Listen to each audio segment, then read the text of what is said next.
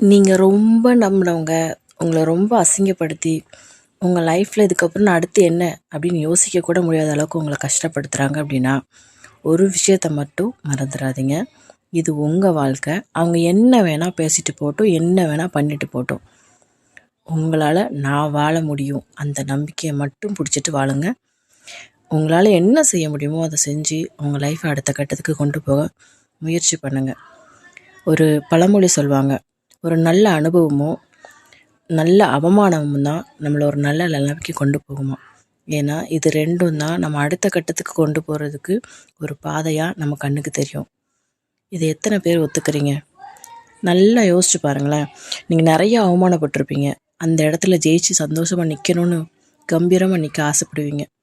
அதே மாதிரி ஒரு நல்ல அனுபவத்தை மட்டும்தான் செய்கிற தவறுகளை மாற்றிக்க முடியும்.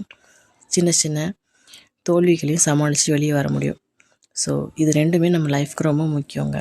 ஒருத்தவங்க உங்களை கஷ்டப்படுத்துகிறாங்கன்னா இவ்வளோ தானே அவங்க அப்படின்னு சொல்லி அவங்கள தூக்கி போட்டுட்டு உங்கள் லைஃப்க்கு அடுத்து என்னன்னு மட்டும் யோசிங்க.